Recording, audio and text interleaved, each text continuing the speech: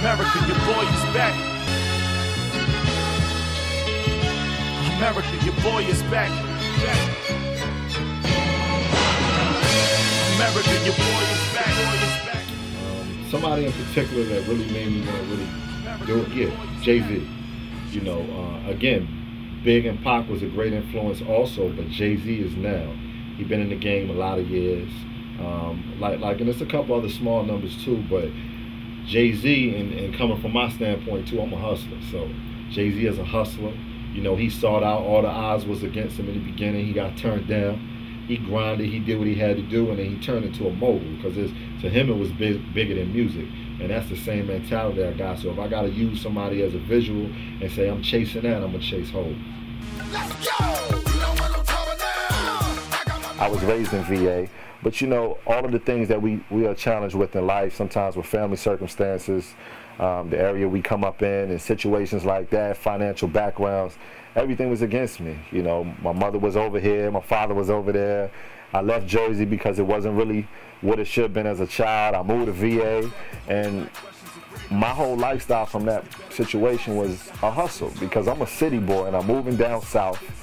You know, I stayed with my grandmother, I moved with my grandmother. You know how you growing up in the house with your grandma, you going to church, you gonna work, you gonna make your bed up. You know, it's different principles, but those principles and that discipline that I learned as a young age, when grandma passed, all I had was myself. I just wanna say that I love you. From the bottom of my grandmother's philosophy was, my job is only to make sure you have a roof over your head and you eat. Anything else, I'm not responsible for that.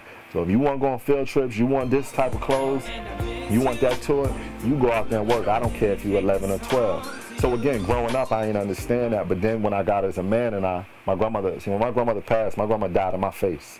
I was talking to my grandmother and she passed away. So I dropped out of high school to feed myself and to do everything that I thought that a man should. And I excelled with that. So when my grandma died, it made sense. I wasn't, at times when I was upset with her, it all was clear that all she was doing was breeding a soldier. what you wanna do, ma, how you wanna ride, I came to party, no. My process of making music is real bizarre. Like if you interview guys or females or musicians or anybody that work with me, they'll probably tell you I'm a giant, I get on their nerves or whatever, because see, one moment my process is I can bang you a hit out in 2 hours, and on another face, if I switch the face, then it's going to take me 3 days. And it may be the simplest thing, but I'm real strategic, I'm passionate, I don't want to be interrupted. And I look at it like this, my process is totally thinking, because my process in making music, it starts with how I think. How I think about the whole music thing is if I look at artists like inventors. We are inventors. We have the ability to come up with words that has never been said in the way the sentences form. We have the ability to put instruments together and make them form this sound like nobody has ever done before, and have the ability to make you do this. So we controlling you. We controlling your body movement and everything else without even being in front of you, through something that you're hearing through a speaker. We have the ability to make you cry because of something we said in our song impacted you. We probably even got the ability to make you play that song 1,000 times in 5 days. That's power. What you wanna do, where you wanna go, baby let me know, if it's on tonight, we can take a ride, get it on tonight, just carry the. The difference with me being an artist, you really gotta pay attention to what I'm saying. You really do. Because I say something and kind of like, you know, some other artists do, I'm actually saying something, and I'm not tooting my own horn, but I'm telling you, I'm saying something. So I'm not just going to be what we hear a lot of today. And during my album process, I thought about that. I'll keep you in the club, though. I got the first single, Party Naughty, and that's exactly what it is. We want you to party naughty, but we ain't going to exploit women in the video necessarily just because their bodies is like this. We want to create an illusion that you can party hot naughty in every particular way you want to party naughty. Your party naughty may be different than mine, but at the end of the day, as long as we all partying naughty. Take It Off was a hot record, and that's pretty much where it is. What do you do when you take it off?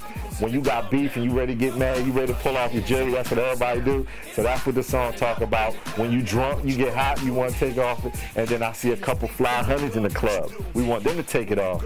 So that particular song was fun as well. Got a couple South artists. At the time they was unsigned. had a lot of credibility, 7 and Blackheart. They was on a Lil Jon Crunk Juice album, but then they got on my album. Song Back About My Way I did with DJ Cool. You know, he legendary DC man right there, man. He did a killer song. And I had the blessing of him coming to my studio, because I actually own a studio. He came down there, we wrote it. He sat in my house, we ate, and we did it the right way. You know, these days sometimes musicians send 16 bars here, but that's not the creative process, man. When you sit down together and y'all come up with something that doesn't exist, that's the way to do it. And several others on the album, but pretty much with the album, I Keep You in the Club, and on a couple of the slow ones, the Dedicated to You and the Time Is on My Side, I'm expressing to you how I feel about whether it's personal or a life situation.